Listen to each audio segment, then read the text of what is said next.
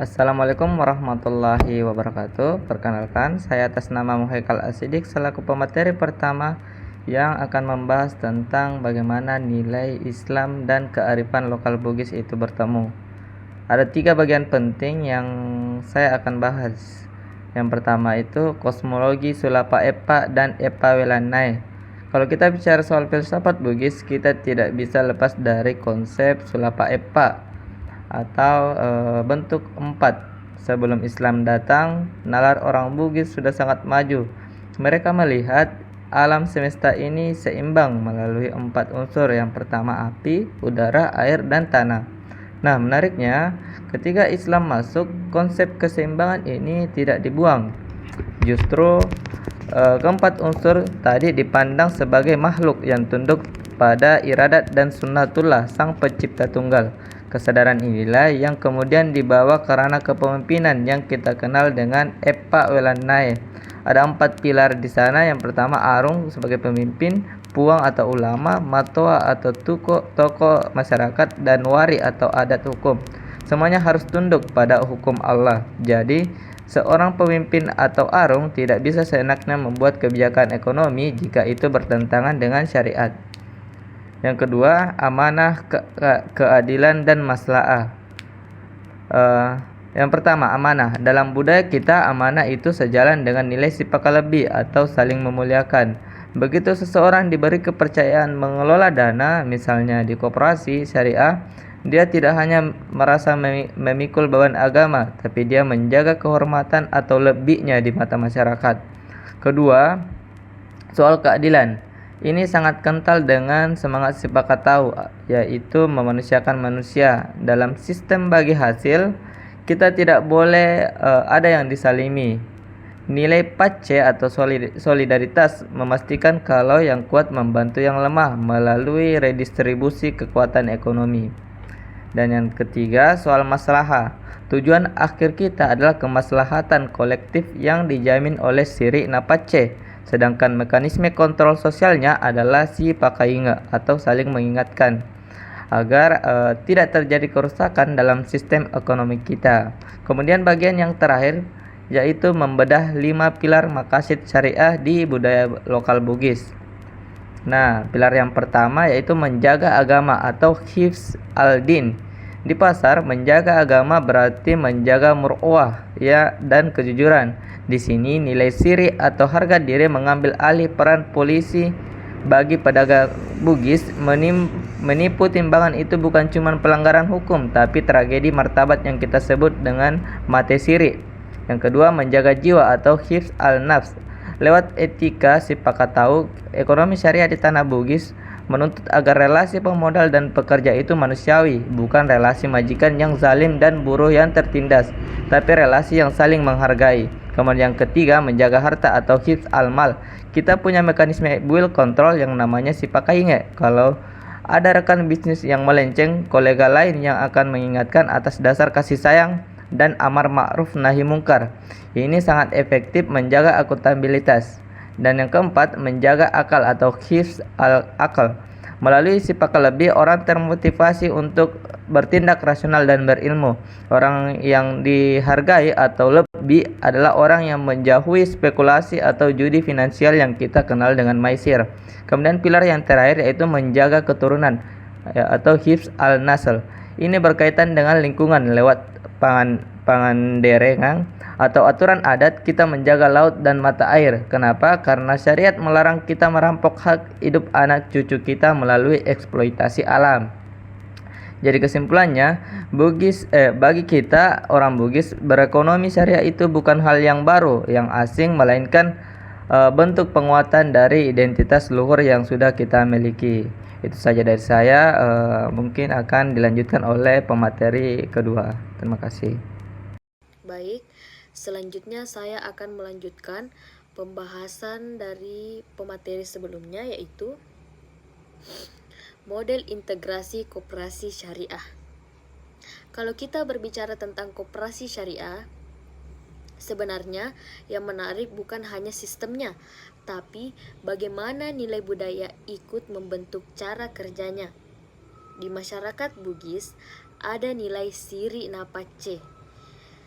yang kalau kita pahami itu bukan sekedar harga diri, tapi juga rasa malu kalau melanggar kepercayaan dan rasa empati terhadap sesama. Nah, nilai ini masuk ke dalam koperasi syariah. Jadi, orang itu bukan cuma takut aturan, tapi juga karena kesadaran moral.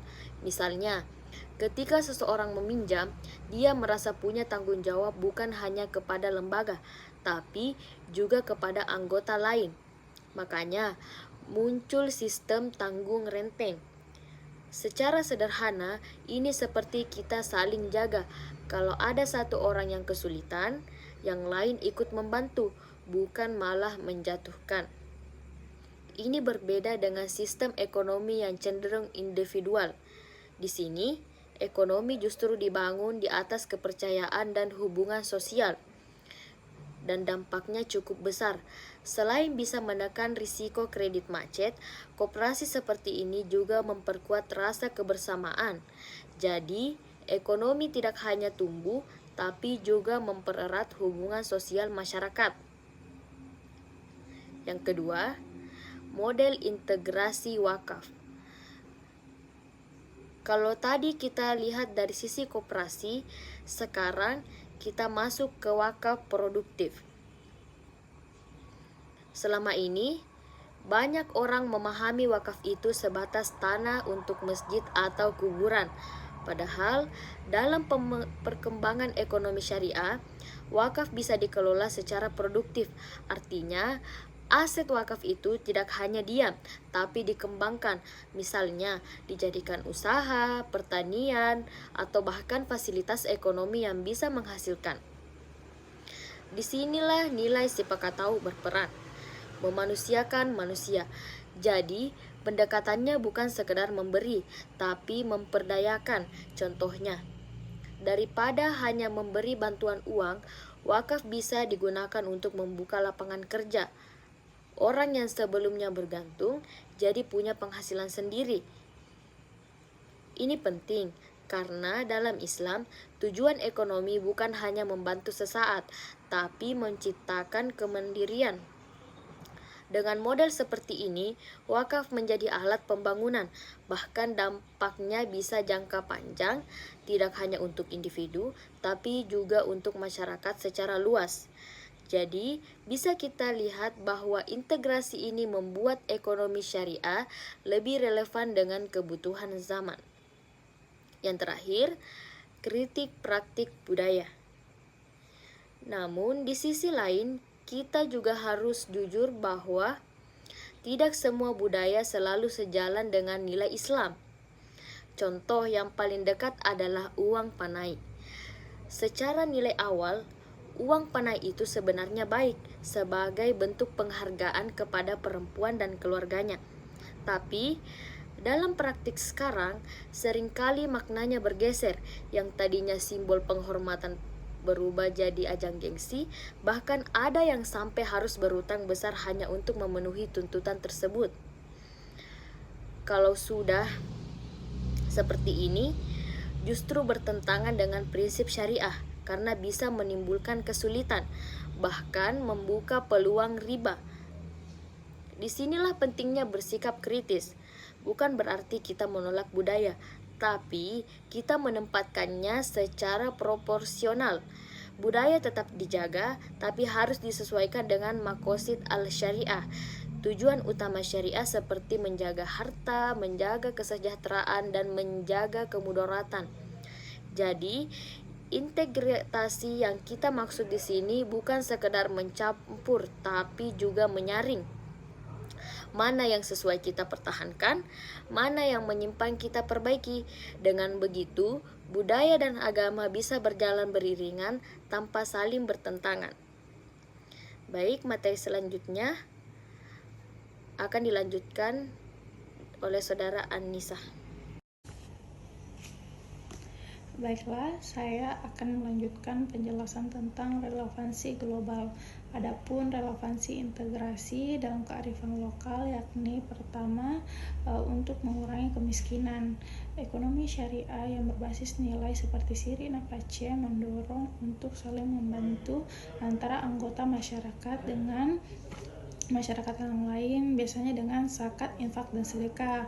Yang kedua itu pekerjaan yang layak untuk pertumbuhan ekonomi.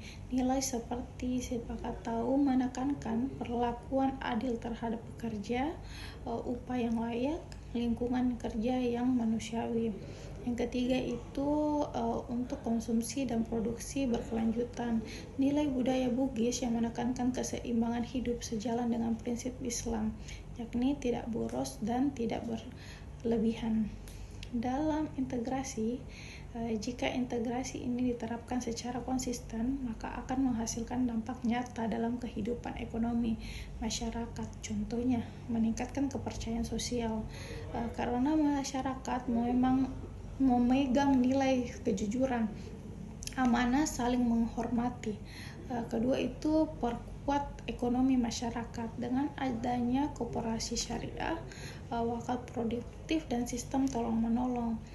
Ketiga itu menciptakan sistem ekonomi yang berkeadilan karena berbasis pada bagi hasil, bukan bunga, transparansi, dan menggunakan etika bisnis. Adapun yang keempat itu mengurangi kesenjangan sosial. Nilai pace atau empati mendorong kepedulian terhadap kelompok lemah, distribusi kekayaan melalui zakat dan wakaf.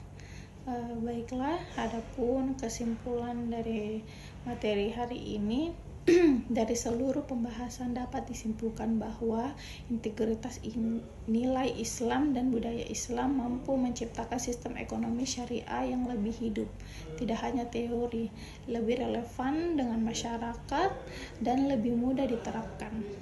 Karena sesuai dengan budaya yang sudah melekat dari kehidupan sehari-hari, model praktis dan efektif. Baik, terima kasih. Itu penjelasan dari kelompok kami. Wassalamualaikum warahmatullahi wabarakatuh.